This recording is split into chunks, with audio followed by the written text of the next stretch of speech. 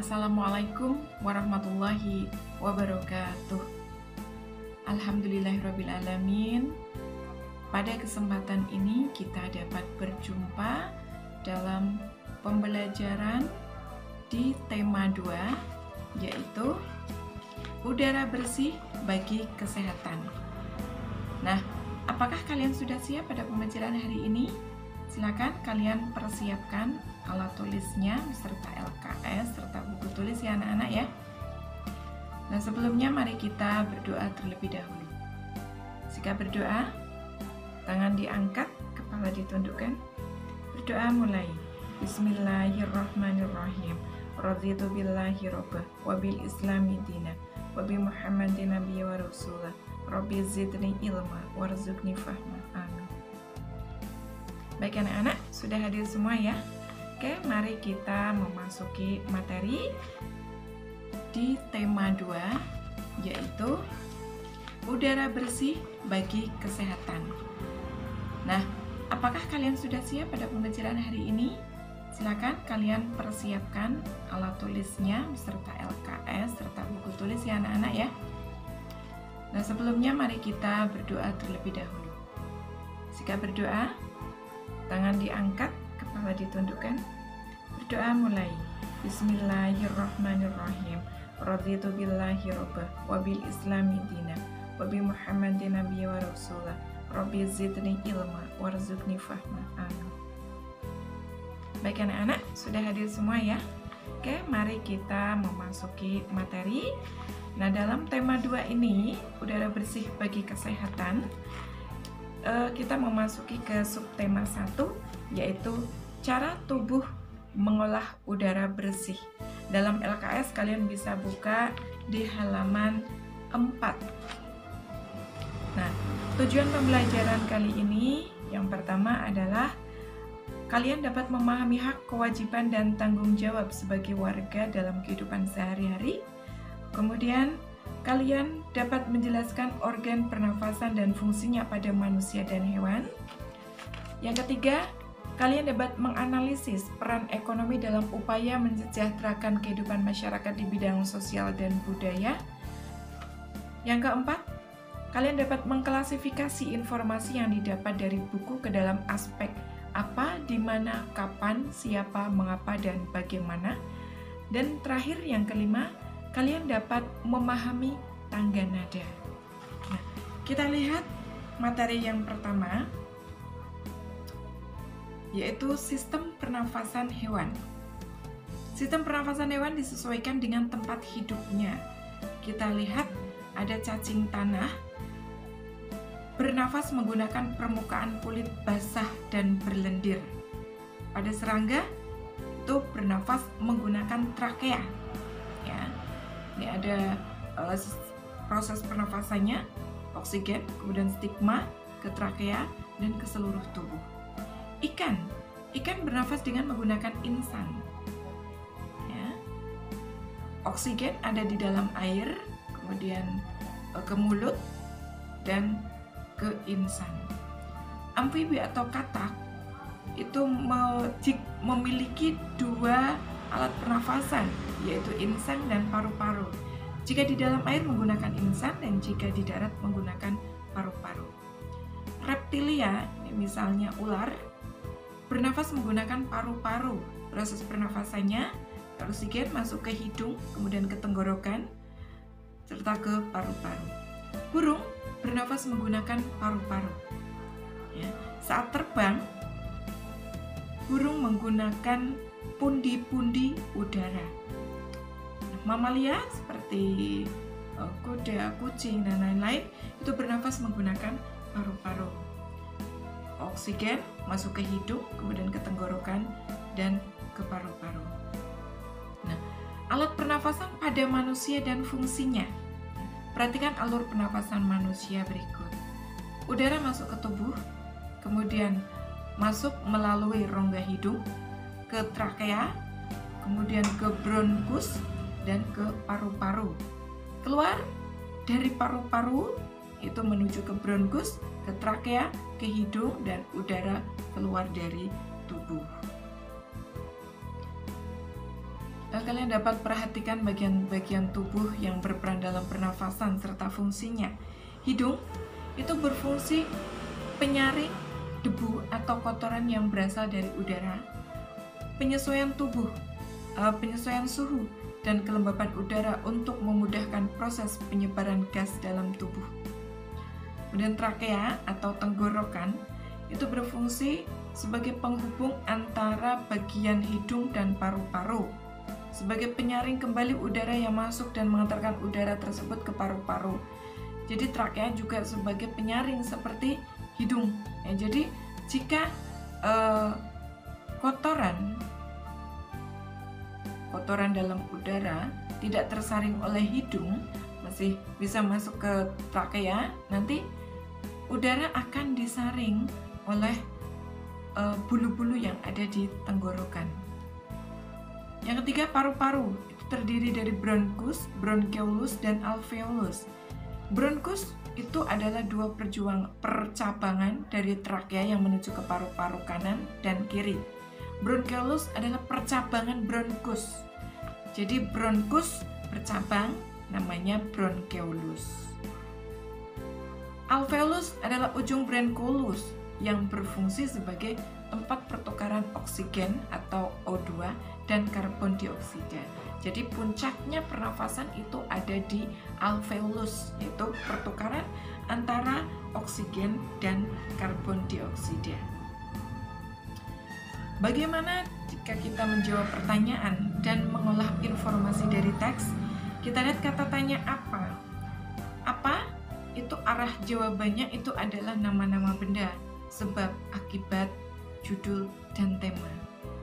Jadi untuk menanyakan sesuatu. Kalau di mana itu untuk menanyakan tempat atau latar. Kemudian kapan untuk menanyakan waktu. Siapa untuk menanyakan nama, tokoh utama dan tokoh pendukung. Mengapa itu untuk menanyakan alasan suatu masalah dalam teks. Dan bagaimana itu untuk menanyakan cara membuat, proses, urutan, pendapat, dan sikap. Berapa, kata tanya berapa, digunakan untuk menanyakan jumlah atau banyak tempat. Tangga nada diatonis mayor. Tangga nada adalah urutan nada yang disusun secara berjenjang. Misalnya, do, re, mi, fa, sol, la, si, do. Nah, itu disebut tangga nada. Nah, tangga nada diatonis adalah rangkaian 7 nada dalam satu oktav yang memiliki susunan tinggi nada yang teratur. Itu disebut tangga nada diatonis. Jadi ada 7 nada. Nada-nada pada tangga nada diatonis mayor berjarak 1-1,5, 1-1-1,5. Nah, kita lihat ciri-ciri lagu dengan tangga nada diatonis mayor. Bersifat riang gembira, bersemangat. Ini contohnya Hari Merdeka, ya, Garuda Pancasila, Maju Tak Gentar, Indonesia Raya. Itu kalau kita nyanyikan itu sifatnya riang gembira, juga bersemangat. Misalnya Hari Merdeka, ya, 17 Agustus tahun 45, itulah hari kemerdekaan kita. Nah, itu bersifat riang gembira dan bersemangat. Beda dengan misalnya lagu syukur, dari yakin ku teguh. Nah, itu sifatnya sedih, ya, dan juga kurang bersemangat. Kalau lagu syukur itu adalah contoh diatonis minor. Nah, kalau ini contoh diatonis mayor, itu contohnya yang lagunya itu bersifat gembira dan bersemangat. Hari Merdeka, Garuda Pancasila, Maju Tak Gentar, dan Indonesia Raya. Biasanya diawali dan diakhiri dengan nada do sama dengan C.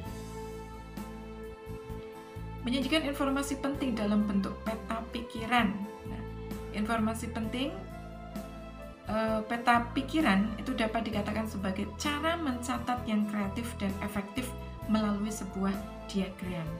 Ya, diagram tersebut akan mempresentasikan ide-ide atau hal-hal lain yang berhubungan dengan ide pokok. Nah, ke pengertian hak dan kewajiban. Hak adalah sesuatu yang dimiliki manusia sejak lahir. Sedangkan hak sesuatu yang harus dilaksanakan oleh setiap seseorang. Tanggung jawab adalah sikap berani menyelesaikan hingga menanggung akibat dari tugas yang diberikan kepada orang tersebut. Itu pengertian hak, kewajiban, dan tanggung jawab. Jenis-jenis ekonomi yang dilakukan oleh manusia untuk memenuhi kebutuhan sehari-hari. Yang pertama di bidang pertanian, ada bercocok tanam, perkebunan, menanam kopi, teh, kelapa sawit, tebu, dan karet. Peternakan, pembudidayaan hewan ternak, perikanan, pembudidayaan ikan tawar dan air laut, kehutanan, meningkatkan hasil hutan dengan menanam tumbuhan kayu, perindustrian, mengolah bahan mentah menjadi barang jadi, pelayanan jasa, misalnya dalam hal melayani masyarakat. Kita lihat langkah-langkah untuk memperoleh informasi dari teks. Cara yang pertama itu adalah bacalah judul teks terlebih dahulu. Yang kedua, bacalah dengan cermat untuk mengetahui isi teks. Dan yang ketiga, dengan membaca cermat, kita dapat menggali informasi lebih mendalam sehingga memahami isi teks dengan baik. Kita lihat usaha di bidang pariwisata. Misalnya, ada penyewaan tempat penginapan, ya, motel, hotel, ya. Kemudian ada jasa transportasi wisata. Kemudian penjualan cenderamata. Cenderamata itu oleh-oleh ya dalam pariwisata. Ya. Penjualan makanan dan minuman di tempat wisata. Itu usaha di bidang wisata. Kita lihat hubungan antara hak, kewajiban, dan tanggung jawab. Hak, kewajiban, dan tanggung jawab harus kita laksanakan secara seimbang. Kita tidak boleh menuntut hak jika belum mengerjakan kewajiban kita dengan penuh tanggung jawab. Misalnya, hak kita mendapatkan nilai dari tugas yang dikumpulkan misalnya ya. Kita tidak boleh menuntut hak atau menuntut nilai kita jika kita belum mengumpulkan atau mengerjakan tugas dengan baik. Contoh hubungan antara hak, kewajiban, dan tanggung jawab. Hak sebagai warga negara berhak untuk dipilih dan memilih dalam suatu pemilihan. Kewajibannya berpartisipasi dalam persiapan hingga pelaksanaan pemilihan agar berjalan sesuai asas jujur dan adil. Tanggung jawabnya menerima pelaksanaan hasil pemilihan. Kita lihat proses pernafasan pada manusia. Di sini proses menghirup udara. Ini udara masuk melalui hidung saat menghirup ya. Udara disaring oleh lendir dan rambut hidung. Kemudian paru-paru mengembang dan rongga dada membesar. Jika paru-parunya mengembang, rongga dada akan membesar. Gas oksigen diserap oleh alveolus. Kemudian pada saat proses menghembuskan udara, paru-paru mengempis dan rongga dada kembali ke ukuran semula. Udara keluar melalui saluran pernafasan. Udara yang dikeluarkan mengandung gas karbon dioksida dan uap air. Kita lihat tangga nada diatonis minor. Tadi sudah dijelaskan diatonis mayor, sekarang minor. Tangga nada minor asli. Tangga nada minor belum mendapat pada nada sisipan. Contoh ini A, B, C, D, E, F, G, A. Ya. Kemudian tangga nada minor harmonis. Nada ketujuh dinaikkan setengah dengan memberi tanda crash. Atau kamu lihat pagar ya, tanda pagar atau tanda crash. Itu nada ketujuh, A, B, C, D, E, F, G. Nah ini G itu dinaikkan setengah, jadi G crash membacanya. Tangga nada minor melodis. Tangga nada minor melodis, nada ke-6 dan ke-7 beri tanda crash. Ini F crash, G crash. Akibat tidak adanya tanggung jawab dalam masyarakat. Nah, tanggung jawab adalah sikap yang harus kita miliki saat kita diberikan tugas untuk dilaksanakan. Nah, orang yang bertanggung jawab itu akan menjalankan dan menyelesaikan tugas dan kewajibannya yang diberikan kepadanya dengan sebaik-baiknya. Contoh misalnya, tanggung jawab kalian dalam mengerjakan tugas yang diberikan oleh Bapak Ibu guru di rumah, karena kita masih daring ya dalam suasana PPKM ini. Jadi jika kalian bertanggung jawab, itu kalian akan melaksanakan atau mengerjakan semua tugas dari Bapak Ibu guru dengan sebaik-baiknya dan mengumpulkan tugas pada waktu yang tepat. Tanpa tanggung jawab berarti kita tidak menyadari baik dan buruk dari perbuatan yang kita lakukan. Kita mengidentifikasi informasi dari teks ya. Secara lisan, informasi dari teks dapat kita kemukakan dalam sebuah diskusi. Diskusi bertujuan untuk mendapatkan pemahaman yang lebih baik tentang suatu masalah pada teks. Kita dapat membedakan lagu dengan tangga nada mayor dan minor. Ya. Tangga nada mayor ini contohnya Hari Merdeka, Garuda Pancasila, dan Maju Tak Gentar. Tangga nada minor contohnya Syukur, Tuhan, Gugur Bunga. Ya. Kalau tangga nada mayor itu gembira dan bersemangat. Tangga nada minor sedih dan syahdu. Kalau tangga nada mayor biasanya diawali dengan dan diakhiri dengan nada do sama dengan C. Tangga nada minor biasanya diawali dan diakhiri dengan nada la sama dengan a. Baik anak-anak, kiranya itu yang dapat guru sampaikan pembelajaran kita di tema 2 subtema 1. Semoga bermanfaat dan ini bisa dijadikan sebagai bahan dalam kalian memahami materi yang ada di LKS. Tetap jaga kesehatan ya anak-anak ya. Ingat 3M, memakai masker, jaga jarak, mencuci tangan, memakai sabu dan air yang mengalir. Oke, mari kita berdoa terlebih dahulu. Berdoa mulai. Bismillahirrahmanirrahim. Wal asri innal insana lafi khusr illa alladzina amanu wa amilus solihati wa tawassaw bil haqqi wa tawassaw bis sabr. Tetap semangat walaupun dari rumah. Belajar dari rumah ya anak-anak ya, tetap semangat. Billahi taufik wal hidayah. Wassalamualaikum warahmatullahi wabarakatuh.